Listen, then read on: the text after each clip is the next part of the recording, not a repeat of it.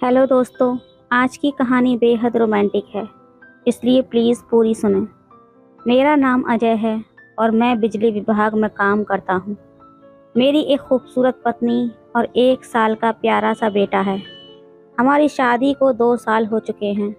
हमने love marriage की थी, इसलिए शादी से पहले से ही मेरी पत्नी के घर पर मेरा रोज़ आना जाना लगा रहता था। मेरी पत्नी का परिवार छोटा था।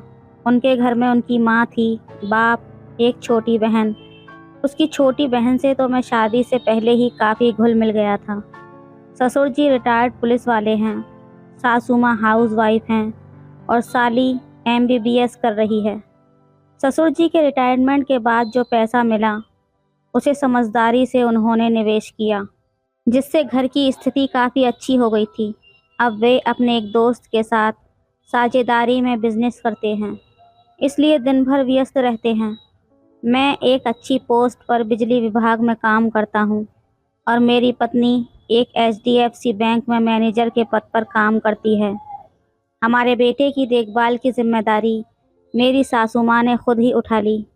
वो इस काम को खुशी खुशी करती हैं, क्योंकि ये उनके लिए एकमात्र मनोरंजन भी है।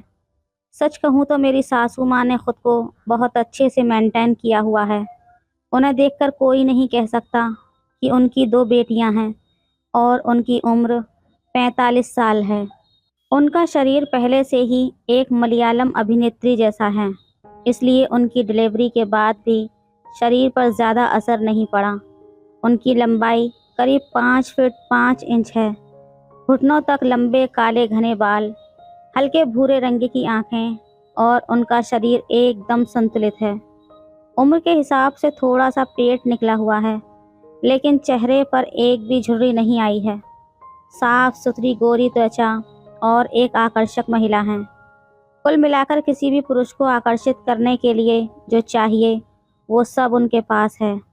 जब से मैंने उन्हें पहली बार देखा था, तभी से मेरा मन उनके लिए आकर्षित हो गया था। लेकिन समाज के नियम, संस्कार और रिश्ते नाते सोचकर मैं अपने मन को समझा लेता था। शादी के बाद जब मेरा बेटा पैदा हुआ और पत्नी को 4 महीने में नौकरी ज्वाइन करनी पड़ी, तब सासू माँ ने बेटे की देखभाल अपने हाथों में ले ली थी। इसी वजह से मुझे रोज़ बेटे को छोड़ने और लेने के लिए ससुराल जाना पड़ता था। इसी बहाने मुझे सासू माँ से मिलने का मौका भी मिल जाता था।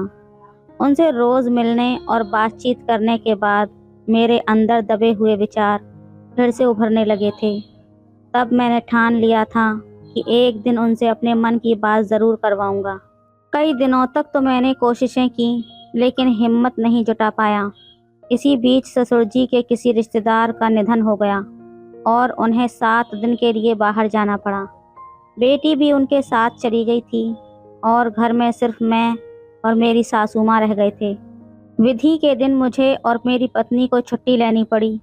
कार्यक्रम के बाद बचा हुआ खाना घर ले जाने के लिए डिब्बों की ज़रूरत थी और ये काम मुझे और सासू माँ को करना था। हम डिब्बे लेने मेरे घर पर गए। सासू माँ को पता था कि घर में क्या क्या और कहाँ पर रखा है। डिब्बे उठाने के दौरान मैंने अचानक किचन में ज़ोर से गिरने की आवाज़ सुनी। तब दौड़कर देखा तो सासू माँ ज़मीन पर गिरी हुई थीं। तब वे अलमारी पर रखे हुए डिब्बे उतारने की कोशिश कर रही थीं और शायद इसीलिए गिर गई थीं। उनके पैर में चोट आ गई थी, जिससे चलने में दिक्कत हो रही थी। तब मैंने उन्हें सहारा देकर उठाया और बाहर के कमरे तक ले गया। इसी दौरान कई बार हमारा हाथ एक दूसरे से टकराया, जिससे मेरे अंदर अजीब सी भावना जाग उठी थी।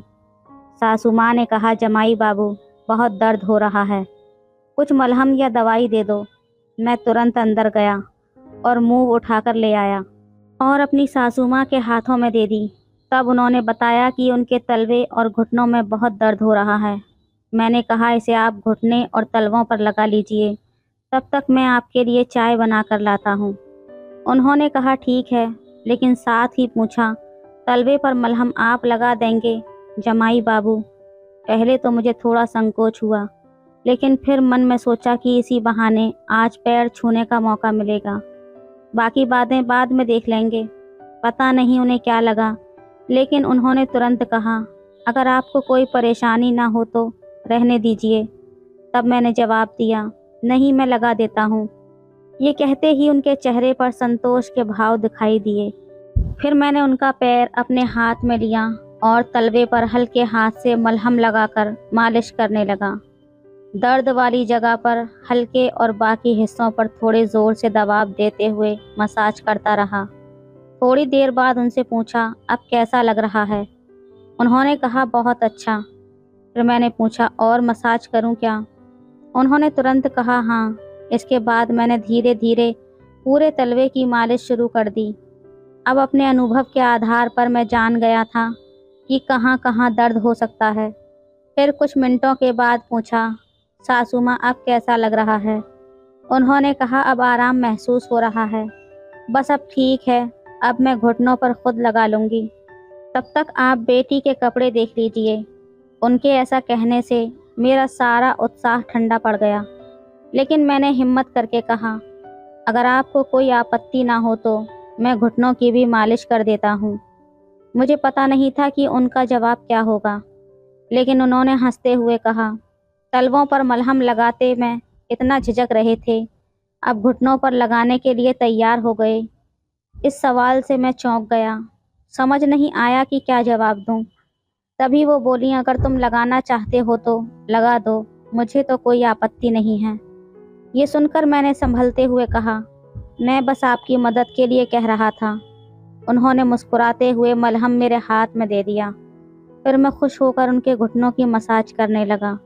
मैंने फिर से हाथ गोल गोल घुमाते हुए उंगलियों से दबाव देकर मालिश शुरू की। अब तक तलवों की मसाज करने के बाद घुटनों की मसाज कर रहा था।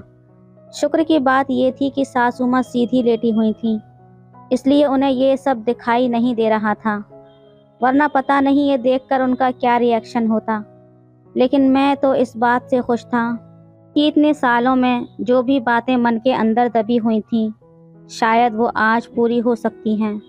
तब सासू माँ आंखें बंद करके मालिश का आनंद ले रही थीं और उनके चेहरे से ये साफ झलक रहा था कि उन्हें इससे राहत मिल रही है।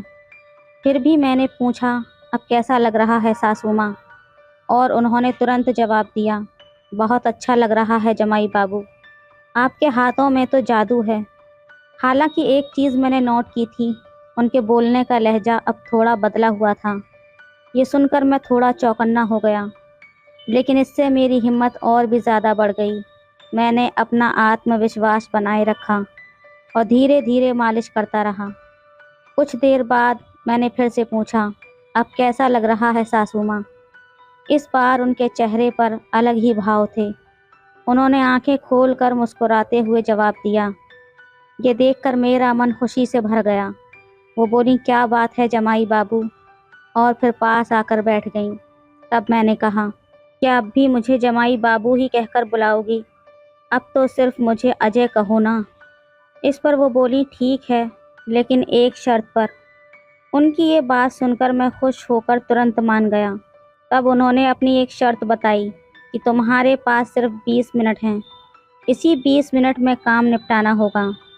तब मुझे समझ में आ गया था कि ससुराल में सास और ससुर के बीच अनबन चल रही होगी, लेकिन अब शायद ये समस्या ख़त्म हो रही थी। फिर करीब 20 मिनट बाद ही मेरा मोबाइल बजा। तब मैंने उठकर देखा तो मेरी पत्नी का फ़ोन था। उसने पूछा, कितनी देर और लगेगी? दफ्तर से निकले हमें करीब 2 घंटा हो गया है। तब मैंने कहा, बस 5 मिनट में पहुंच रहा हूं, और फ़ोन काट दिया। इसके बाद हमने जल्दी से नहा धोकर तैयार होकर वहां से निकलने का फ़ैसला किया। सासू माँ की मुस्कान और उनके बदले हुए भाव मेरे मन में कई सवाल छोड़ गए थे, लेकिन उस पल में मैंने सब कुछ पीछे छोड़ते हुए सिर्फ उनकी खुशी और राहत को महसूस किया। हम दोनों तैयार होकर निकलने लगे। दरवाज़ा बंद करने से पहले उन्होंने मेरी तरफ देखा और कहा, अजय, आज तुमने जो भी किया वो किसी ने कभी नहीं किया। तुम्हारा ये एहसान मैं कभी नहीं भूलूंगी। उनकी बातों में एक गहराई थी जो मुझे सोचने पर मजबूर कर गई। मैंने हल्की मुस्कान के साथ कहा, अरे इसमें एहसान की क्या बात है सासू माँ, आपको खुश रखना ये तो मेरा फ़र्ज़ है। उन्होंने सर हिलाते हुए कहा, शायद तुम इसे फ़र्ज़ कहो, लेकिन मेरे लिए ये एक नई शुरुआत जैसा है। तब मैंने उनकी बात को समझने की कोशिश की, लेकिन ज़्यादा कुछ कहे बिना कार तक बढ़ गया। तब उनके चेहरे पर एक संतोष और अपनापन साफ झलक रहा था। रास्ते में मन में बस यही ख्याल था कि कभी कभी रिश्ते अपने असली मायने तब समझ में आते हैं जब हम दिल से किसी की मदद करते हैं। शायद आज का दिन हमारे रिश्ते की एक नई शुरुआत थी। हम घर पहुंचे तो मेरी पत्नी ने पूछा, इतनी देर क्यों हो गई? तब मैंने मुस्कुराते हुए कहा, माँ का ख्याल रख रहा था। मेरी पत्नी ने मेरी तरफ देखा और बिना कुछ कहे मुस्कुरा दी। उस रात मेरे मन में एक अजीब सी शांति थी। शायद कुछ रिश्ते ऐसे ही होते हैं जहाँ शब्द कम लेकिन एहसास गहरे होते हैं। तो दोस्तों, ये थी हमारी आज की कहानी। आपकी क्या राय है इस कहानी पर हमें कमेंट में ज़रूर बताएं। वीडियो अच्छी लगे तो लाइक करें, शेयर करें, सब्सक्राइब करें। धन्यवाद करें। हेलो दोस्तों, आज की कहानी मेरी और मेरी सौतेली माँ की है। कैसे मैंने अपनी माँ को शराब पिलाकर उस काम के लिए राज़ी किया, ये आप इस कहानी में जानेंगे। मेरा नाम राज है और मेरे परिवार में मेरी सौतेली माँ, पापा और दीदी और मैं था। दीदी की शादी के बाद हम 3 लोग ही रह गए थे। हम लोग एक कॉम्प्लेक्स में रहते थे। कोरोना के बाद सभी त्योहारों का जश्न बंद हो गया था। बाद में कोरोना तो नहीं था, लेकिन ज़्यादातर लोग तब घर से ही काम कर रहे थे। लेकिन कई लोग गांव चले गए थे। फिर 2021 के बाद में धीरे धीरे सोसाइटी फिर से भरने लगी थी। सभी त्योहार फिर से मनाए जाने लगे थे। दोस्तों, मेरी सौतेली मम्मी का नाम खुशबू है और वो अपने नाम की ही तरह सुंदर और खुले विचारों वाली है। वो बहुत ही समझदार है और मौक़ों का फ़ायदा उठाना अच्छी तरीके से जानती है। अभी कुछ दिन पहले ही हमारी सोसाइटी में एक बड़ी पार्टी का योजना बन रही थी। हमारी सोसाइटी में कुल 10 बिल्डिंग थी और तब सभी का एक साथ मिलकर जश्न मनाने का फ़ैसला हुआ। पार्टी के दिन मम्मी ने ब्लैक कलर की चमकीली साड़ी और स्लीवलेस ब्लाउज़ पहना हुआ था। तब वो बहुत ही सुंदर लग रही थी। पार्टी से पहले कोरोना के कारण मम्मी ने अपनी सेहत का बहुत अच्छे से ध्यान देना शुरू कर दिया था। तब वो घर में टी-शर्ट और पतली लेगी पहनकर योगा और प्राणायाम करती थी। उनके योगा करते समय में उनको छुप छुप कर देखा करता था। अब पार्टी के दिन में मम्मी के साथ पार्टी स्थल तक गया। जैसे जैसे लोग वहां आने लगे, माहौल और भी मज़ेदार होने लगा। बाकी महिलाएं भी एक से बढ़कर एक तरीके से सज धज कर आई थीं। फिर पार्टी में डांस का कार्यक्रम शुरू हुआ और सभी लोग नाचने लगे। तब मैंने भी एक बियर की बोतल उठाई और कोने में छिपकर पीने लगा। डांस के दौरान एक लड़की जिसका नाम निशा था, वो मेरे पास आई और मुझसे बात करने लगी और फिर मुझे एक ऑफ़र दी। निशा ने कहा, चल मेरे घर पर, मुझे तुम्हारी ज़रूरत है। तब मैं नशे में चूर था। मुझे वो सब करने का बहुत मन कर रहा था। तब जैसे ही मैं उसके साथ जाने वाला था, मेरी मम्मी वहाँ पर आ गई। वो वहाँ तक मुझे ढूंढते हुए आई थी। तभी उन्होंने मुझे देखा और मुझे पुकारा। तब मैं डर गया और फिर निशा वहाँ से चली गई। मैं भी मम्मी के पास चला गया। मम्मी ने कहा, ये पार्टी है तुम्हारी। तब मैंने बोलना शुरू किया तो उन्हें मेरे मुंह से बियर की बदबू आई। उन्होंने पूछा, तूने बियर भी पी है क्या? कैसी बदबू आ रही है, शर्म नहीं आती? तब मैंने उन्हें समझाने की बहुत कोशिश की और कहा, मम्मी, इतने सालों में पहली बार पिया है, चलो ना, आज के दिन सेलिब्रेट कर लेने दो। मम्मी ने कहा, पार्टी चल रही है, मज़ा करो, लेकिन ये सब लुका छुपी मुझे पसंद नहीं है। अगर किसी को पता चल गया तो पापा की इज्जत का क्या होगा? तब मैंने कहा, मम्मी, आगे से ऐसा कुछ नहीं होगा। तब मम्मी बोली, देखो बेटा, घर में थोड़ा बहुत चल जाता है क्योंकि घर की बात घर में ही रहती है, लेकिन बाहर वालों को बोलने का मौका मत दो। तब मैंने कहा, ठीक है मम्मी, अब आज का दिन ख़राब मत करो, तुम भी इंजॉय करो। फिर मैंने मम्मी का हाथ पकड़ा और पार्टी में ले गया। फिर वो थोड़ी देर बाद सामान्य हो गई। थोड़ी देर बाद लोग बाहर जाने लगे क्योंकि शराब ख़त्म हो गई थी। तब मम्मी मुझे एक टेबल के पास लाकर बैठ गई और बोली, मुझे शराब पीनी है, जाओ उसी कोने में और एक बोतल लेकर आओ जहाँ पर तुम पी रहे थे। तब उन्होंने मुझे शराब लेकर उसी कोने में आने को कहा और ख़ुद उठकर वहाँ से चली गई। तब मैं एक बोतल लेकर आया और 2 गिलास विस्की बनाया और वहाँ पर गया। मम्मी ने कहा, 2 क्यों? मैंने कहा, एक तुम्हारे लिए और एक मेरे लिए। तब वो गुस्सा होकर मुझे देखने लगी, लेकिन मैंने उन्हें मना लिया। फिर हमने चीयर्स किया और मम्मी ने जल्दी से ही अपना पैक पी लिया। फिर उन्होंने मेरा गिलास भी ले लिया और पीने लगी। तब 2 घूंट पीने के बाद मैंने गिलास उनसे लिया और कहा, मैं और लेकर आता हूँ। तब मुझे हंसी आ रही थी क्योंकि मम्मी पहली बार ऐसा कर रही थी। फिर मैंने बियर का एक छोटा बोतल लेकर आया और तब देखकर मम्मी हंसने लगी। फिर दोबारा से 2 पैक बनाए और एक मम्मी को दिया। तब मैं अपने पैक अभी आधा ही पी पाया था कि मम्मी अपना ख़त्म करके बोतल से ही पीने लगी। अब कोने में बैठकर पूरी टल्ली हुई मम्मी को किक लगने लगी थी। फिर मैंने उन्हें हॉल में लाकर बिठाया और ख़ुद बियर पीने लगा। तब रात के 11:55 हुए थे जब लोग फिर से आने लगे। सभी लोग छत पर एक दूसरे को नए साल की शुभकामनाएं देने के लिए गए। तब मैं और मम्मी नीचे ही रहे क्योंकि वो थोड़ा नशे में थी।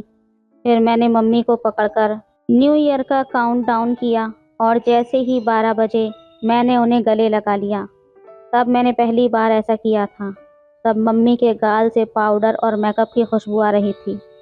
फिर उन्होंने मुझे भी गले लगा लिया और फिर अपने दोनों हाथों से मेरा चेहरा पकड़ा। तब मैं थोड़ा हिल गया था, लेकिन फिर शांत हो गया। लेकिन तुरंत से उन्होंने फिर ऐसा किया तो हम कोने में चले गए। अब पार्टी में लोग फिर से नाचने लगे थे। तब मम्मी भी नाचने लगी और पापा उनके साथ डांस कर रहे थे। मुझे अब सहन नहीं हो रहा था, लेकिन कुछ नहीं कहा। थोड़ी देर बाद पापा ने मुझे मम्मी को घर ले जाने को कहा। तब मैंने मम्मी को घर ले जाने की कोशिश की, लेकिन मम्मी ने कहा कि वो थोड़ी देर और रुकना चाहती है। थोड़ी देर बाद जब हम घर पहुँचे तब मम्मी ने कहा कि उन्हें और दारू पीनी है और फिर वो मुझसे चिपक कर नाचने लगी। फिर मम्मी ने कहा कि मेरा हाथ उनकी कमर पर रखूं और इस तरह करके हम धीरे धीरे डांस करने लगे। तब मम्मी नशे में थी और मेरे करीब आ रही थी। तब मैं भी धीरे धीरे और आगे बढ़ने लगा और मम्मी ने कोई विरोध नहीं किया। जब मैंने और करीब जाकर हाथ फिराया तो तब मम्मी ने कहा, धीरे धीरे बेटा, तकलीफ़ हो रही है। ये सुनकर मैं और भी ज़्यादा खुश हो गया और धीरे धीरे नाचने लगा। थोड़ी देर बाद हम अलग हो गए और मम्मी सोफ़े पर बैठ गई। फिर उन्होंने अपने ऊपर के कपड़े निकाल दिए और सोफ़े पर रख दिए। वो आराम से बैठ गई थी।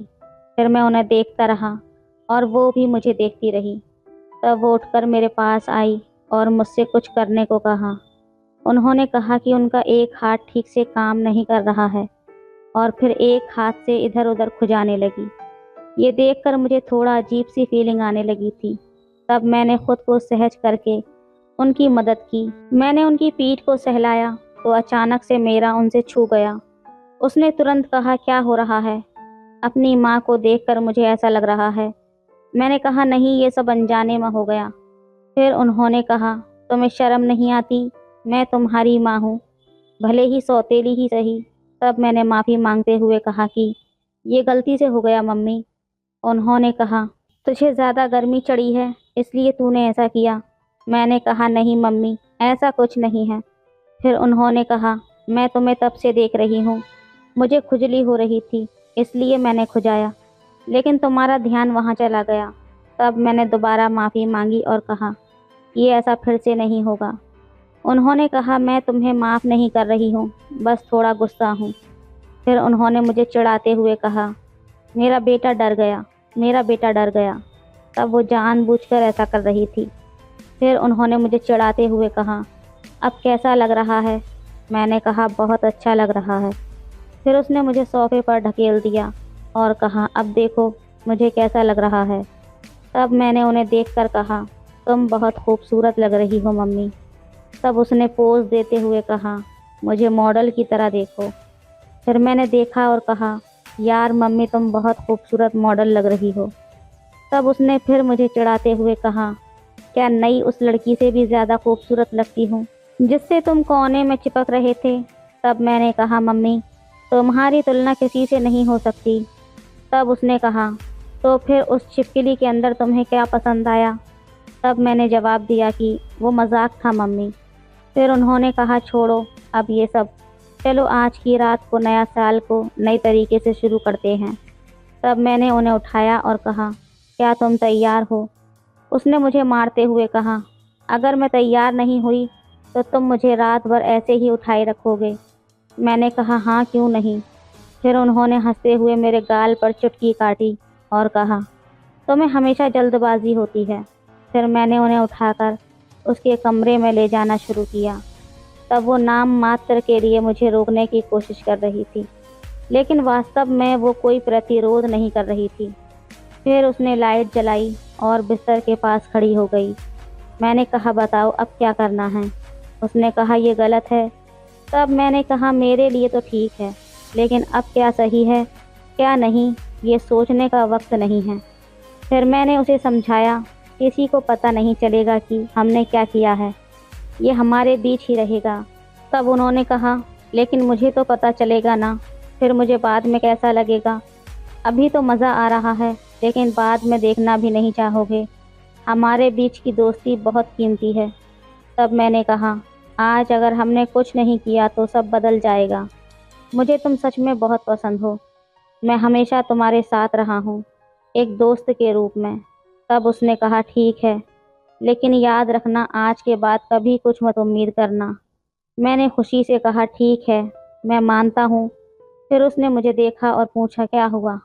मैंने कहा, कुछ नहीं। उसने कहा, तुम ऐसे क्यों खड़े हो। मैंने कहा, अगर तुम्हें नहीं करना है तो मैं चला जाता हूँ। तभी उसने मेरा हाथ पकड़कर मुझे वापस खींचा और कहा, तुम पागल हो गई हो क्या, तुम्हें समझ में नहीं आता। तब मैंने कहा, तुम पहले क्यों आंखें बंद करके लेटी थी। उसने कहा, लाइट मेरी आंखों में पड़ रही थी। फिर मैंने लाइट बंद कर दी और बिस्तर पर लेट गया। दोस्तों, तब मैंने पहली बार अपनी सौतेली माँ से ये सारी बातें की। पार्टी के बाद हम पहली बार अकेले मिले थे। तब वो उठी, फिर लाइट जलाई और बाथरूम गई और वापस से आकर बिस्तर पर लेट गई। तब भी मैंने उसे देखा और कहा, मम्मी तुम बहुत सुंदर लगती हो। उसने कहा, अब तो मैं पतली हो गई हूँ, क्या अब भी पसंद आती हूँ। मैंने कहा, तुम्हें तो मैं कैसे भी पसंद करता हूँ, तुम हमेशा खूबसूरत लगती हो। फिर उन्होंने कहा, तुम्हारे पापा आज नहीं आएंगे, आज रात हम दोनों अकेले हैं। अब दरवाज़ा बंद कर दो और फिर खोलना मत। मैंने कहा, वाह मम्मी, तुम तो बहुत इंटेलिजेंट हो, मुझे लगता था कि तुम पुराने ख्यालों की हो। तब उन्होंने कहा, मैं ऐसी नहीं हूँ, मैं आज़ाद हूँ, जो भी मन में हो वो कर लेती हूँ। अब अगर तुम्हारे मन में भी कुछ हो तो खुलकर मुझसे कहो। तब मैंने कहा, मुझे तुम्हें नाम से पुकारने का मन है। इस पर उन्होंने कहा, तो फिर पुकारो ना। तब मैंने पहली बार अपनी सौतेली माँ को उसके नाम से पुकारा और फिर हम दोनों मिलकर हंसने लगे। उसी हंसी मजाक में मैंने मम्मी से कहा, मम्मी क्या पापा आपसे प्यार नहीं करते। उन्होंने कहा, अब नहीं, बस महीने में एक दो बार, वो भी बहुत मुश्किल से। मैंने कहा, सच में। उन्होंने कहा, हाँ सच में। फिर मेरी सौतेली माँ ने कहा, वैसे भी तेरे पापा तो मुझसे 15 साल बड़े हैं, अब कहाँ इतनी जान बची है उनके अंदर, तेरे पापा तो वाकई बूढ़े हो गए हैं। ये कहते हुए वो हंसने लगी। थोड़ी देर बाद मैंने मम्मी को देखा और कहा, तुम्हें क्या चाहिए मम्मी। उसने मुझे मुस्कुराते हुए कहा, तू सिर्फ मेरा बेटा ही नहीं, मेरा दोस्त भी है। जब भी तेरा मन करे तू आ जाया कर मेरे पास, मैं तुझे कभी ना नहीं कहूँगी। मैं तेरे साथ कुछ भी शेयर कर सकती हूँ।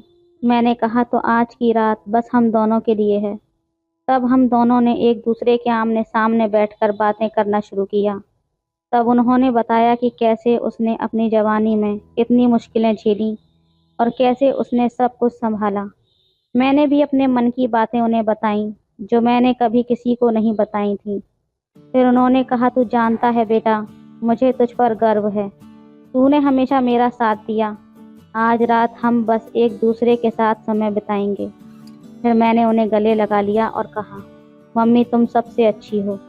फिर हम दोनों ने मिलकर थोड़ा और समय बिताया, हंसते बोलते और पुरानी यादों को ताज़ा करते हुए। फिर मम्मी ने कहा, अब चल सोने का समय हो गया है। मैंने उसे बिस्तर पर सुलाया और खुद भी पास में ही लेट गया। तब हम दोनों ने आंखें बंद की और एक दूसरे के पास होने की गर्मी महसूस की। उस रात के अंधेरे में मैंने महसूस किया कि मम्मी मेरे लिए क्या मायने रखती है और मैं उसके लिए क्या हूँ। फिर सुबह जब आंखें खुलीं तो मैंने देखा कि मम्मी अब भी सो रही थी। मैंने धीरे से उठकर उन्हें देखा और फिर किचन में जाकर उनके लिए चाय बना लाया। जब वो जागी तो मैंने कहा, गुड मॉर्निंग मम्मी। उन्होंने मुस्कुराते हुए कहा, गुड मॉर्निंग बेटा। उस दिन से हमारा रिश्ता और भी मजबूत हो गया। जब से हमने एक दूसरे के साथ समय बिताना शुरू किया और हर छोटी बड़ी बात एक दूसरे से शेयर करने लगे, वो रात हमारी ज़िंदगी में एक नया मोड़ लेकर आई थी, जिससे हम दोनों ने एक दूसरे की ओर भी करीब से जाना और समझा। तो दोस्तों, ये थी हमारी आज की कहानी। आपकी क्या राय है इस कहानी पर हमें कमेंट में ज़रूर बताएं। वीडियो अच्छी लगे तो लाइक करें, शेयर करें, सब्सक्राइब करें। धन्यवाद। टाइप करें। सुबह होते ही मैंने दीदी के घर कदम रखा तो जीजू ने मुझे देखकर राहत की सांस ली और कहा, दिया अब तुम आ गई हो तो मेरी बहुत मदद होगी। दीदी के घर में मैं तेजी से सारी काम कर रही थी। मैं अब 22 साल की हो गई थी। दीदी की मानसिक स्थिति अचानक खराब हो गई थी, इसलिए मैं उनके घर गई थी। दीदी और जीजू दोनों अकेले रह रहे थे, लेकिन मेरे आने के बाद दीदी मुझ में काफी खुश होने लगी। जीजू ने कहा कि जब से दीदी की मनोदशा खराब हुई है, तब से अब मैं उन्हें हंसते हुए देख रहा हूँ। अगर तुम कुछ दिन और उनके साथ रहोगी तो निश्चित रूप से उनकी मानसिक हालत ठीक हो जाएगी। इसलिए मैं जीजू के घर रुकने को तैयार हो गई। दीदी की मानसिक अवस्था बहुत खराब थी। वह मुझे जीजू के पास बैठने देती थी और खुद मेरे पास बैठ जाती थी। अचानक दीदी ने जीजू से एक और अजीब डिमांड कर दी कि हमारे लिए एक जैसे कपड़े लाने को कह रही थी। जीजू ने उसका ये मन का काम तुरंत किया और कपड़ों की 2 जोड़ी एक रंग में लाए। दीदी के इस जिद के चलते कुछ और भी विचित्र होने वाला था, इसका उसे बिल्कुल अंदाजा नहीं था। अब हर रोज दीदी जिस ड्रेस को पहनती थी, वही ड्रेस वो मुझे पहनने को भी कहती थी। फिर एक दिन जब मैंने दीदी जैसा मैचिंग गाउन पहना हुआ था और किचन में काम कर रही थी, अचानक जीजू ने पीछे से आकर मुझे गले लगा लिया। उन्होंने मेरे गले पर हाथ फेरा और मैं उन्हें बताने लगी, मैं कुसुम नहीं, मैं दिया हूं। लेकिन तभी दीदी ने पीछे से कूदने की आवाज की। मुझे और जीजू को इतनी नजदीक देखकर दीदी बिना किसी फर्क के बच्चे की तरह ताली बजा रही थी। उस दिन मैंने पहली बार देखा कि दीदी ऐसे बचकाना व्यवहार कर रही थी। सच में उनकी स्थिति बहुत खराब हो गई थी। तभी जीजू उनकी ओर दौड़ पड़े और उन्हें अपने कमरे में ले गए। जीजू अपनी नौकरी और घर की जिम्मेदारियां बखूबी निभा रहे थे और उनका दीदी के प्रति सच में प्यार था या सिर्फ दिखावा, ये जल्द ही मेरे सामने आना था। कुछ देर बाद जब दीदी सो गईं, तब जीजू मेरे पास आए और बोले, मैं तुम्हें कुसुम समझा था। मैंने सोचा था कि मैं अपनी कुसुम को काम करते देख रहा हूँ। मैंने जीजू से कहा, कोई बात नहीं, ये सब गलती से हुआ है। उस रात जब मैं दीदी के कमरे में थोड़ी बात करने गई, तब दीदी ने मुझसे छोटे बच्चों की तरह कुछ खेल खेलने को कहा।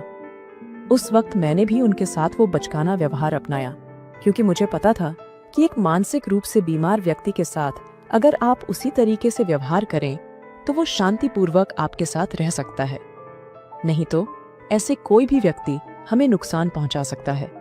इसीलिए मैंने समझदारी से दीदी के साथ समय बिताया। हम खेल खेल रहे थे कि अचानक जीजू आ गए। उन्हें देखकर दीदी ने उन्हें भी हमारे बीच बैठा लिया। दीदी ने कहा, अब तुम दोनों को साथ में डांस करके दिखाना होगा। उनके बार बार कहने पर हमें डांस करना पड़ा। डांस करते समय ऐसा लग रहा था कि जीजू मुझ में ही खो गए हैं।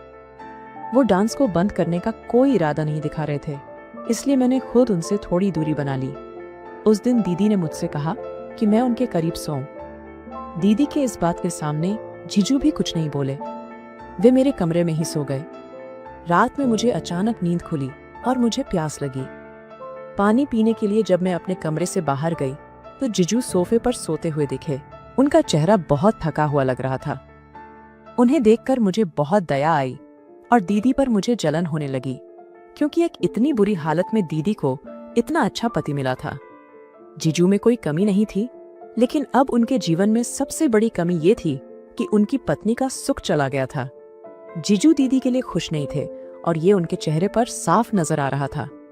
इन सब बातों को सोचते हुए मैंने पानी पीकर दीदी के कमरे में जाने का फैसला किया।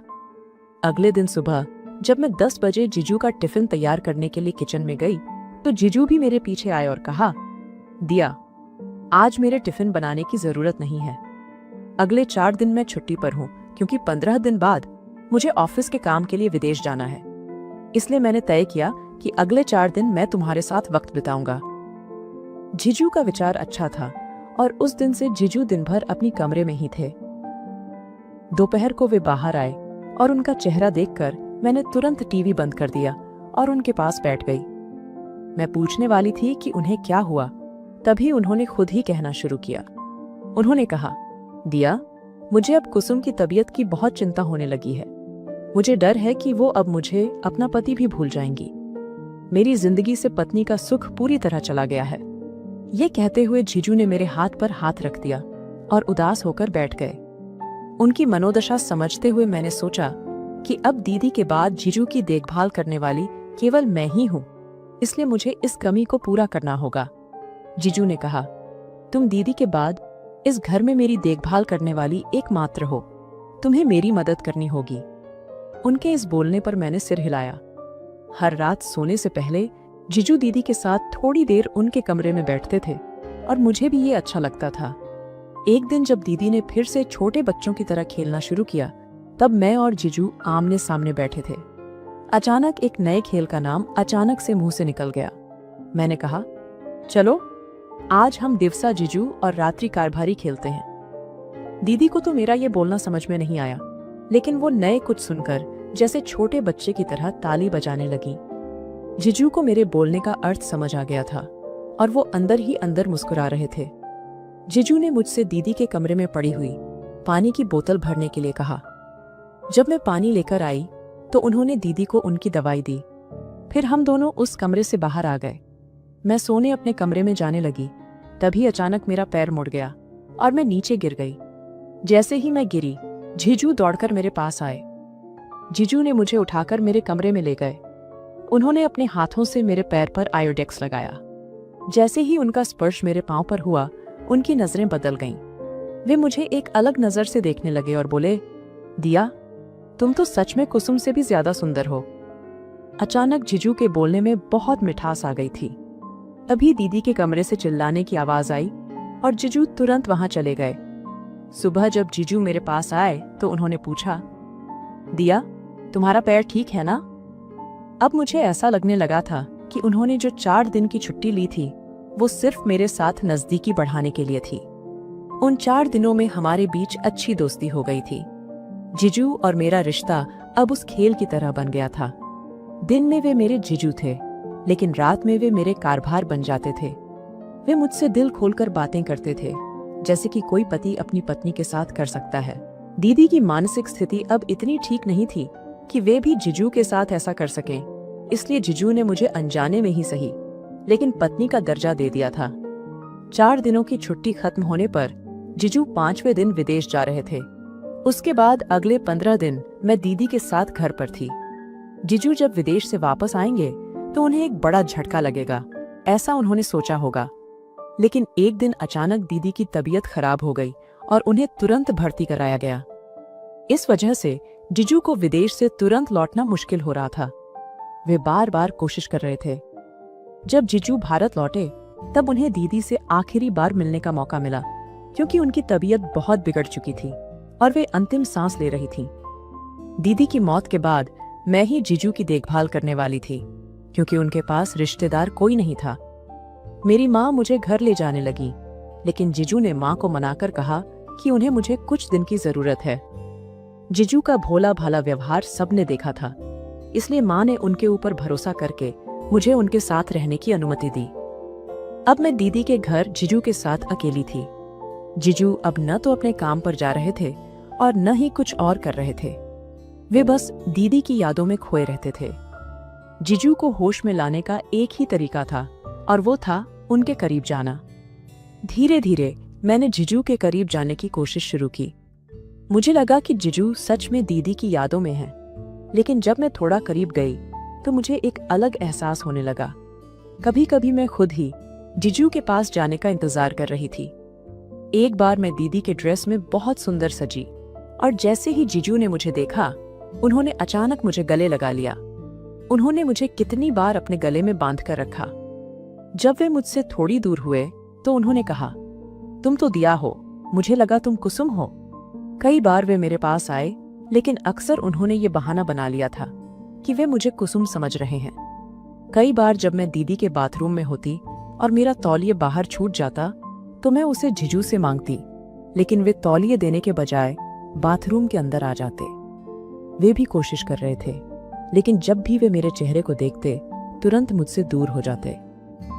मुझे समझ नहीं आ रहा था कि क्या जीजू सच में मुझ में कुसुम को देख रहे थे या वे जानबूझकर मेरे पास आने का बहाना कर रहे थे। धीरे धीरे मुझे ये सब समझ में आने लगा। उस दिन मेरा जन्मदिन था और मैं काफी अच्छी तरह तैयार हुई थी। मैंने जीजू को बताया कि आज मेरा जन्मदिन है। उन्होंने मुझे जन्मदिन की शुभकामनाएं दी, लेकिन जब मैंने उनके चेहरे की तरफ देखा तो वो एकदम कड़वे लग रहे थे। मैंने उनका हाथ पकड़कर उन्हें आईने के सामने बैठाया और उनका चेहरा ठीक करने लगी। जब उनका चेहरा पूरी तरह साफ हुआ तब वे पहले की तरह हीरो लगने लगे। मैंने उनका हाथ अपने हाथ में लिया और कहा, जीजू, दीदी को गए 20 दिन हो गए हैं, अब तुम्हें अपने विचारों से बाहर निकलना चाहिए। उन्होंने कहा, दिया, तुम सही कह रही हो, लेकिन मुझे हर चीज में कुसुम ही नजर आती है। उसे मेरी नजरों से हटाने का काम अब तुम्हारा है। तुम ही इसका उपाय कर सकती हो। जन्मदिन के इस मौके पर मैंने खुद को एक गिफ्ट देने का सोचा और वो गिफ्ट था जीजू को अपने करीब लाने का। सच में जीजू भी मेरे करीब आना चाहते थे, लेकिन वे सब कुछ मुझसे करवाने में लगे थे। मैंने उनसे कहा, ठीक है, तुम दीदी को मत भूलना, लेकिन आज मेरा जन्मदिन है, क्या तुम इसे मेरे साथ अच्छे से सेलिब्रेट करोगे? वह हंसते हुए बोले और फिर से मुझे जन्मदिन की शुभकामनाएं दी। शाम को मैंने जीजू के साथ अपना जन्मदिन का केक काटा। जब मैं केक काट रही थी, उन्होंने मेरे हाथ पर अपना हाथ रखकर केक काटा। सेलिब्रेशन के बाद मैं दीदी की शादी की साड़ी पहनकर आई, जैसे कि जीजू ने मुझसे कहा था। मुझे साड़ी में देखकर जीजू का भान थोड़ा खो गया। वे धीरे धीरे मेरे करीब आने लगे और कुछ ही पलों में वे मेरे बहुत करीब आ गए। फिर उन्होंने मुझे ध्यान से देखा और फिर मुझे अपने कंधे पर उठाकर अपने कमरे में ले गए। उस रात हमारे बीच की नजदीकी बहुत बढ़ गई। दूसरे दिन सुबह जब मैं सोकर उठी तो मैंने देखा कि जीजू मेरे पास ही थे। उन्होंने मुझे जोर से दिया कहकर बुलाया। मुझे लगा कि उन्हें कभी मुझ में कुसुम नजर नहीं आई।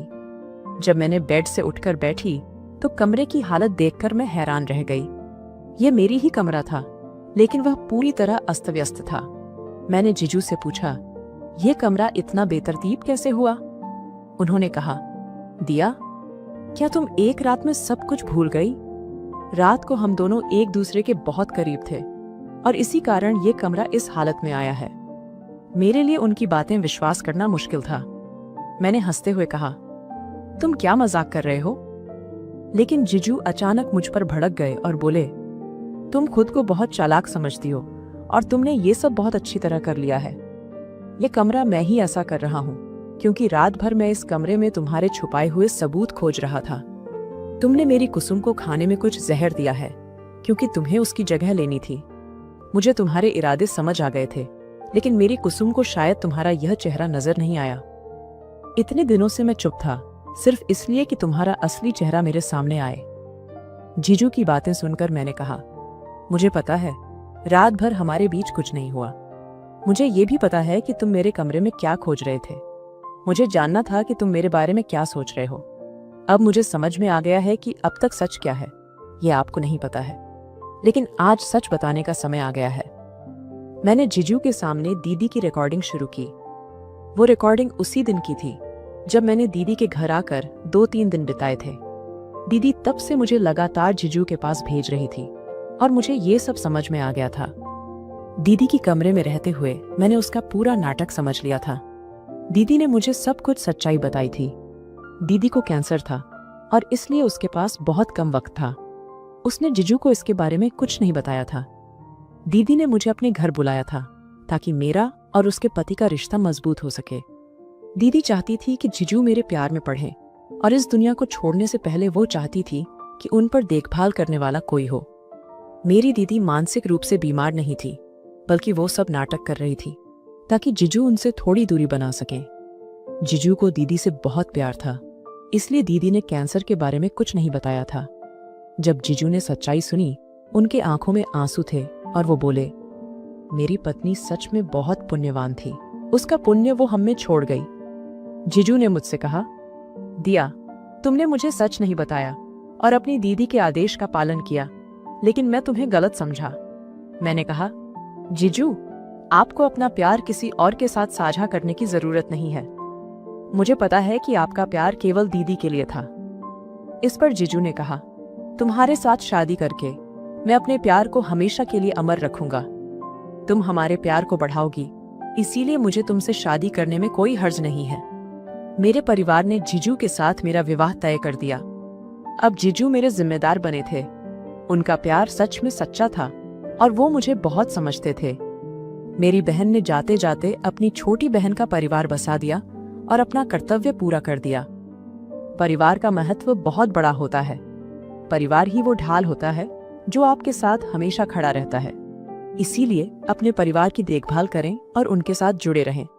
ये कहानी कैसी लगी? अगर आपको ये पसंद आई तो वीडियो को लाइक करें और चैनल को सब्सक्राइब करें। हमारे आश्रम की टीचर दिखने में बहुत सुंदर थी। वह हमेशा मुझसे बड़े प्यार से पेश आती थी।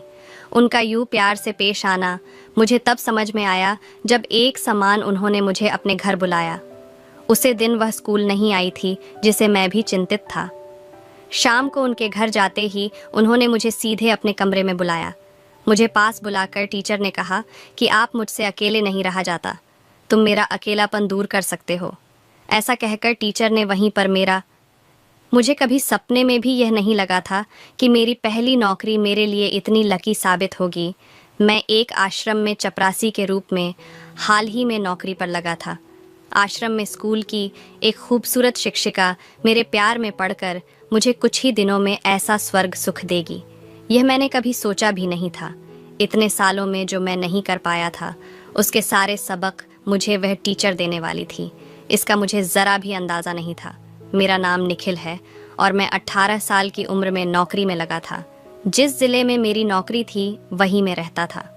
नौकरी के 4 महीना में ही मैं अपने एक ही कम से बोर हो गया था। जल्दी ही मैं उसे स्कूल से अपना ट्रांसफ़र करवाने की सोच रहा था, लेकिन अचानक मेरी ज़िंदगी में कुछ रोमांचक घटित हुआ। एक दिन आश्रम में बच्चों के बीच झगड़ा होने लगा। जब मेरी नज़र वहाँ गई तो मैंने देखा कि उसे भीड़ में एक सुंदर महिला थी। मुझे नहीं पता था कि वह आश्रम की नई शिक्षिका है। बच्चों के शोर शराबी का संभालने में उन मस्तान भाई को दिक्कत हो रही थी। तब मैं झगड़ा को सुलझाने के लिए उसे भीड़ में प्रवेश किया। बच्चों ने मस्त रण भाई को पूरी तरह से घेर रखा था, लेकिन उनकी बात कोई नहीं सुन रहा था। जैसे ही मैं भीड़ में घुसा, टीचर का हाथ अनजाने में मेरे हाथ में आ गया। मैं बच्चों का झगड़ा सुलझाने में व्यस्त था और मेरे दांतों से सभी बच्चे शांत हो गए। आश्रम में मैं सबसे मिलजुल कर रहता था और समय आने पर बच्चों को डांट भी देता था। मेरी एक जोर से दांतों पर बच्चे अपने अपने क्लास में चले गए। किसी बच्चे के पर मैडम के पैर पर लग गए थे, जिससे उन्हें अच्छी खासी चोट लगी थी। उनका हाथ पकड़ते हुए मैं उन्हें टीचर रूम तक ले गया। वहां पहुंचते ही मैं उनके पैरों पर मुहर्रम लगने लगा। उसे रूम में हम दोनों के अलावा और कोई नहीं था। मैडम ने मेरे कंधे पर हाथ रखकर कहा कि तुम स्कूल के नए चपरासी लगते हो। इस आश्रम में मेरी नई पोस्टिंग हुई है। मैं यहाँ की नई मैडम हूँ। मेरा नाम निशा है। मैडम ने खुद एक चपरासी से अपनी पहचान करवाई थी। मैंने उन्हें नमस्कार किया और अपना परिचय दिया। मैडम ने कहा कि नौकरी के पहले दिन स्कूल के किसी कर्मचारी से इस तरह मुलाकात होगी। यह मुझे नहीं पता था। मेरी मदद के लिए बहुत धन्यवाद। मैडम के पैर पर पट्टी बांधकर मैं अपने दूसरे काम पर निकल गया। कुछ देर बाद फिर मैं टीचर रूम में शिक्षकों को पानी देने आया। वहाँ जाते ही मैंने देखा कि वही मैडम वहाँ बैठी थी और अपने पैर को छैल रही थी। मैं उनके पास गया, उन्हें पानी दिया और पूछा, क्या आपको ज़्यादा तकलीफ हो रही है? मैडम ने सिर हिलाकर हाँ में जवाब दिया। तभी एक और मैडम वहाँ आ गई और निशा मैडम का हाल पूछने लगी। मैं वहाँ से जाने ही वाला था कि उन्होंने मुझे रोक लिया। वह बोली, निखिल, निशा मैडम को ज़्यादा तकलीफ हो रही है, क्या तुम उन्हें उनके घर छोड़ सकते हो? मैं सहमति जताई और निशा मैडम कॉल के घर छोड़ने के लिए निकल पड़ा। उसे दिन पहली बार मैंने उनके घर देखा। मैं उनका हाथ पकड़कर उन्हें घर के अंदर तक ले गया और फिर उनके कमरे तक पहुंचा दिया। इसके बाद मैं उनके लिए रसोई में चाय बनाने लगा। मैडम फ्रेश होकर कमरे से बाहर आई और मैं उनके लिए चाय लेकर बाहर आया। चाय देते ही मैं वहाँ से निकलने लगा।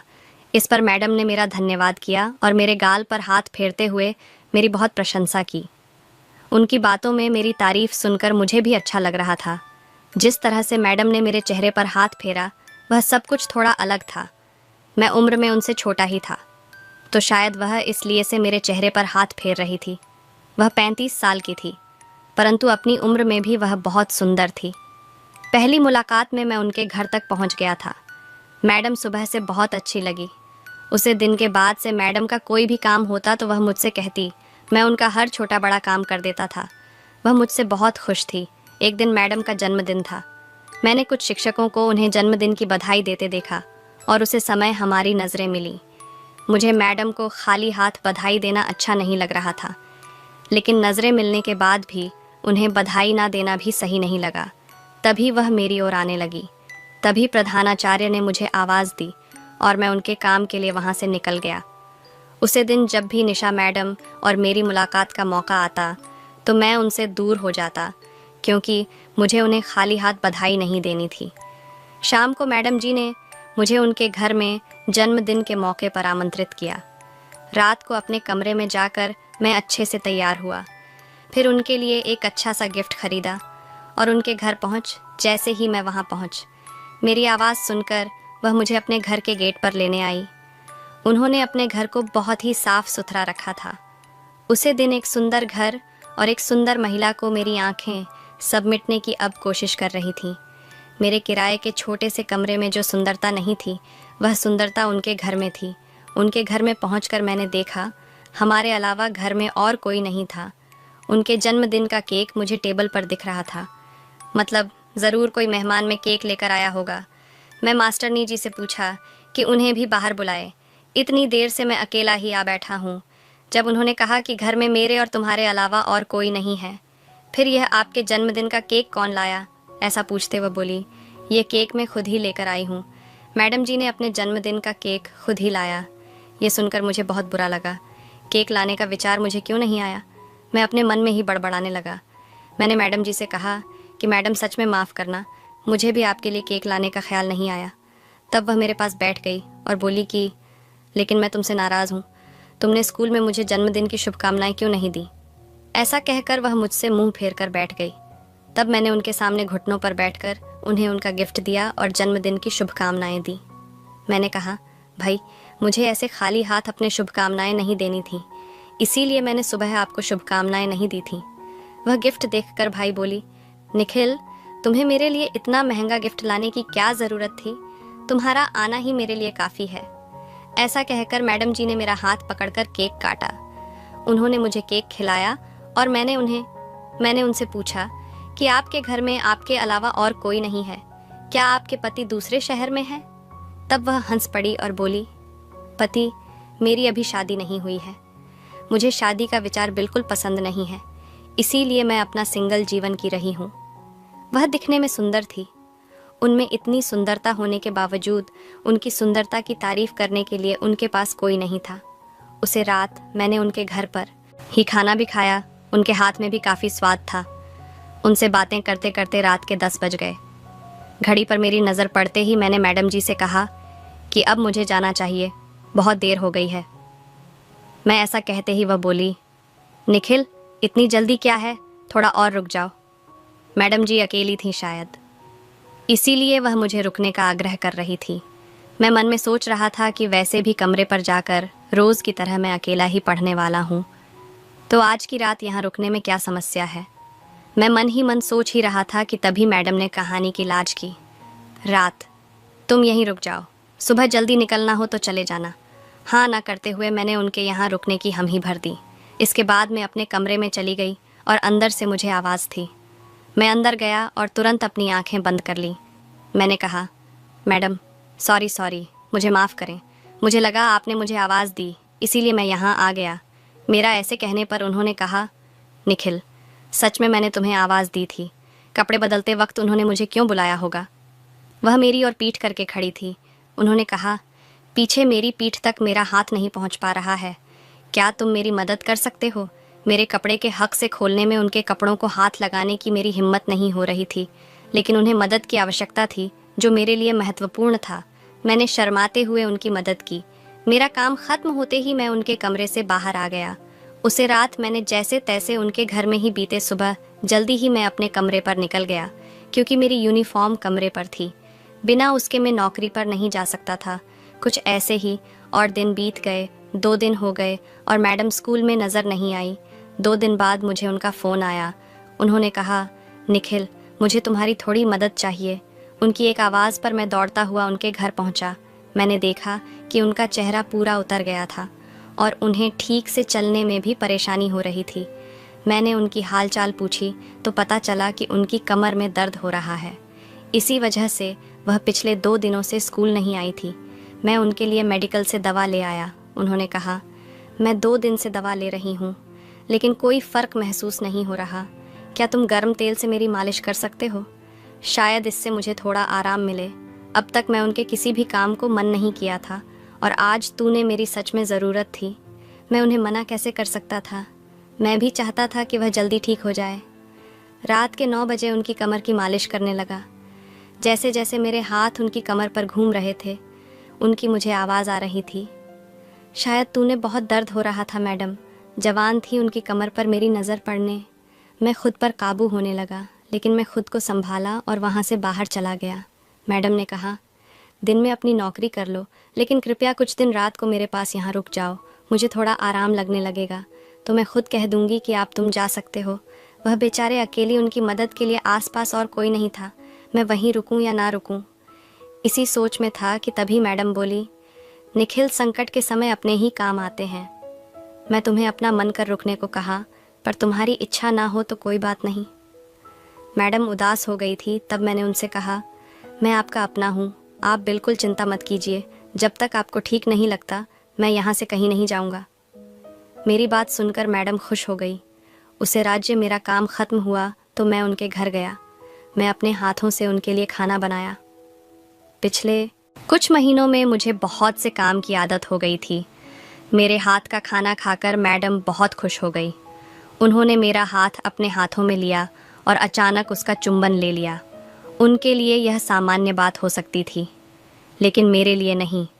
रात में सोने से पहले मैंने उनकी कमर की मालिश कर दी। मालिश के बाद मैं हाल में जाकर सोने की सोच रहा था, लेकिन मैडम ने मुझे रोक लिया। उन्होंने कहा, आज तुम मेरे ही कमरे में सो जाओ। रात में अगर मुझे किसी चीज़ की ज़रूरत हुई तो मैं तुम्हें उठा सकती हूँ। उनके पास सोने में मुझे थोड़ी झिझक हो रही थी, लेकिन उन्हें मेरी सच में मदद चाहिए थी। इसीलिए मैंने वह रुकने का फ़ैसला किया। जैसे ही कमरे की लाइट बंद हुई मैं सोने लगा। अचानक मुझे अपने शरीर पर एक हाथ महसूस हुआ। मैं चौंक गया और पास का नाइट लैंप चालू किया। लाइट ऑन करते ही देखा कि मैडम का हाथ मेरे पेट के पास घूम रहा था। यह देखकर मैं उनका हाथ झटक दिया और बोला, मैडम ये क्या कर रही हैं आप? मैं आपका कर्मचारी हूँ, उन्होंने जवाब दिया। यहाँ तो मेरे कर्मचारी नहीं हूँ, मैं तुम्हारी मैडम नहीं हूँ। तो मैं देखकर रोज़ मेरा मन तुम्हारे पास आने को करता था, लेकिन तुम हमेशा इतनी खूबसूरत औरत से नज़रें चुराकर दूर भागते हो। तुम इंसान तो हो ना। जैसे ही उन्होंने ऐसा कहा मैंने कहा, आप मुझ पर ऐसा बेवजह शक मत करो। मैं इंसान हूँ, लेकिन आपकी और मेरी लेवल मैच नहीं होती। फिर भी आप मुझसे प्यार करती हैं। इस पर उन्होंने कहा कि मैं अमीर गरीब का भेद नहीं करती, पर तुम अब महिलाओं की तरह शादी का बहाना बंद करो। पर मैडम, जैसे ही मैंने ऐसा कहा तो वह बोली, अब तो मुझे पक्का सके कि तुम सच में इंसान नहीं हो। अपनी कमी छुपाने के लिए ही तुम यह सब बहाने बना रहे हो, है ना मैडम? मुझे उकसा रही थी ताकि मैं उनके साथ समय बिताऊं। पर मैंने ऐसा नहीं करने का फैसला किया। मैंने उन्हें साफ मना कर दिया। मैंने कहा, मैडम, मुझे भी आप पसंद हैं, लेकिन मैंने आपको कभी उसे नज़र से नहीं देखा। मैं उन लड़कों में से नहीं हूँ जो एक महिला के साथ थोड़ा समय बिताकर उसे भूल जाएं। मैं अपनी जीवन साथी देखता हूँ। मेरी इच्छा है कि आप भी मुझे इस नज़र से देखी। मेरी बात सुनते ही वह मुझसे दूर हो गई और बोली, मैं तुम्हें पहले ही कहा था कि मुझे शादी में कोई रुचि नहीं है, और इसीलिए मैं 35 साल की उम्र में भी कुंवारी हूँ। मुझे शादी के बारे में थोड़ा सोचा होगा, अभी तो मैं इसके लिए तैयार नहीं हूँ। उसे रात मेरे मन करने से मैडम नाराज़ हो गई थी, लेकिन सच में मैं फालतू लड़कों में से नहीं था। मैंने मैडम को अपनी पत्नी के रूप में देखा था। उसे रात में उनके कमरे में नहीं रुका और हाल में जाकर सो गया। काफ़ी रात हो गई थी, इसीलिए मैं अपने कमरे में भी नहीं जा पाया। अगले दिन स्कूल में जब मेरी और मैडम की नज़र मिली तो वह कुछ अलग ही अंदाज में थी। उसी दिन मैडम ने मुझे स्कूल के बाहर मैदान में बुलाकर मेरे हाथ में कुछ पेपर दिए और कहा, इन्हें बाहर किसी व्यक्ति को दे देना। मैं तो बस चपरासी का काम कर रहा था। जब मैं बाहर गया तो वहाँ कोई भी नहीं था जिसे पेपर देना था, ये पूछने के लिए कि पेपर किस देने हैं। मैं फिर से टीचर रूम में गया, लेकिन तब वहाँ मैडम नहीं थी। मुझे वह मुखिया अध्यापक के केबिन में जाते हुए दिखाई दी। उनसे बात करने के लिए मैं केबिन के पास गया। अंदर से मुझे मुखिया अध्यापक और मैडम के हंसी की आवाज़ से सुनाई देने लगी। मैडम मुख्य अध्यापक के सामने मेरी कुछ ज़्यादा ही तारीफ कर रही थी। मेरे प्रति उनके मन में जो प्रेम था उसे सुनकर मैं कुछ ज़्यादा ही भावुक हो गया था। उसे रात मुझे रहा नहीं गया और इसीलिए मैंने मैडम को बिना बताए उनके घर जाने का फैसला किया। फूलों का गुलदस्ता हाथ में लेकर मैं हुआ उनके घर का दरवाज़ा खुला था। जब मैं उन्हें किचन में देखा तो उन्हें कंधे पर उठाकर उनके कमरे में ले गया। कमरे में जाकर मैंने उन्हें बेड पर लेटाया और मैं भी उनके पास बैठ गया। लेकिन तब मैडम के चेहरे पर मैंने घबराहट देखी। वह डरी हुई लग रही थी। मैं उनके पास गया और कहा, मैडम, कल आपने मुझे यही सब उम्मीद की थी, तो आज आप इतनी घबराई हुई क्यों हैं? मैंने उनके माथे का पसीना पूछा। तभी उनके कमरे के वॉशरूम से एक आदमी बाहर निकाला। उसे आदमी को देखकर मैडम अपनी जगह से उठकर बैठ गई और आश्चर्यचकित होकर मेरी ओर देखने लगी। वह आदमी और कोई नहीं बल्कि हमारे स्कूल के मुख्य अध्यापक थे। उसे समय मुख्य अध्यापक की हालत ऐसी थी जिस पर साफ लग रहा था कि उनके और मैडम के बीच पर बहुत कुछ है। मैंने कहा, मैडम, मुझे आपका यही सच देखना था। अच्छा हुआ कि सुबह मुझे कोई और नहीं मिला, नहीं तो आपके झूठे नाटक को प्रेम समझकर मैं आपका गुलाम बना रहता। सुबह मुख्य अध्यापक की केबिन में आप मेरी तारीफों के तो पुल बांध रही थी। वह सब मैंने सुना है। आपने मुझे अपने प्रेम के जाल में फंसाकर मुझे अपने सारे अवैध काम करवाने की भी कोशिश की थी। आज तक मैंने अपने भोलेपन और उसके प्रति प्रेम के चलते आपके सारे काम किया। आपने मुझसे जो भी काम करवाया मैंने उनकी सच्चाई को एक बार भी नहीं पर रखा, लेकिन मुझसे झूठ बोलकर आपने बहुत बड़ी गलती कर दी। आप एक ढोंगी शिक्षक हैं। आपका सारा सच अब मेरे सामने है। पिछले कुछ महीनों से आप मेरे घूम रही थी, मुझे पास बुला रही थी। आपको क्या लग रहा मुझे आपसे प्यार नहीं होगा? मैं आपके साथ आपका जन्मदिन का केक काटा। उसे दिन आपने मेरा हाथ थामा था, तब आपके प्रति मेरे दिल में और भी जगह बन गई। मुझे आपसे सच्चा प्यार हो गया था। अगर एक दिन भी आप स्कूल में दिखाई नहीं देती तो मुझे आपकी चिंता होती। मैं तो आपके प्यार में पागल हो गया था, लेकिन शायद किस्मत को कुछ और ही मंजूर था और उसने मेरे सामने अनजाने में ही आपका सर चला दिया। आपने अपनी अदाओं से मुख्य अध्यापक को भी पागल कर दिया होगा। इन मुख्य अध्यापक ने आपको एक अपंग व्यक्ति की जगह नौकरी पर रखा है, ये भी मुझे समझ में आया। आपका तो D.Ed तक का भी शिक्षक नहीं हुआ। स्वभाव की और मुख्य अध्यापक की बातचीत सुनकर मैं आपके बारे में सारी जानकारी जुटा। मुख्य अध्यापक ने आपके प्यार में पागल होकर एक अपन व्यक्ति को नौकरी खली और आपकी तरह की नालायक महिला को वह नौकरी दे दी। पिछले कुछ दिनों से जो अनाज की बोरियां आप लोग स्कूल के गोदाम से मेरी गाड़ी में डाल रहे थे, वह अनाज आप दोनों बाहर ब्लैक में बेच रहे हो। यह भी मुझे पता चल गया है। आश्रम के गरीब बच्चों का खाना चुराते समय भी तुम दोनों को भी शर्म नहीं आई। अनाज की कमी की वजह से बच्चे रोज़ भूखे रहते हैं। उनकी ही बद्दुआ से आज तुम्हारी सच्चाई सामने आई है, ये समझ लो। मेरी बात सुनकर दोनों ही मुझ पर हंसने लगे।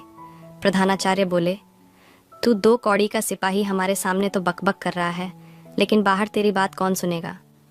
मैं आप अपने मुंह से कबूल करता हूँ कि हाँ, इस महिला को मैंने एक कपल व्यक्ति की नौकरी खाकर फर्जी तरीके से नौकरी पर लगाया। इतना ही नहीं, आश्रम का अनाज भी मैं बाहर ब्लैक में भेजता हूँ। अब मैं तेरे सामने सब कुछ कबूल कर लिया, तो भी तुझे कोई फ़ायदा नहीं होगा, तो हमारा कुछ नहीं बिगाड़ सकता। प्रधानाचार्य और मैडम मुझ पर हंसने लगे। दोनों ही मुझ पर हमला करने के लिए मेरी ओर बढ़े। तभी मैं ज़ोर ज़ोर से हंसने लगा।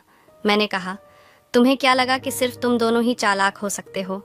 एक नज़र इस कमरे की खिड़की पर भी डालो। कमरे की खिड़की के बारे कैमरा चालू था। आश्रम के एक मास्टर वहाँ कमरे में पूरे समय से वीडियो रिकॉर्डिंग कर रहे थे।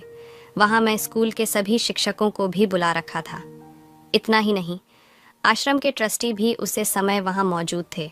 उन्होंने तुरंत ही मुख्य अध्यापक और उसे महिला को नौकरी से बर्खास्त कर दिया और दोनों को पुलिस के हवाले कर दिया।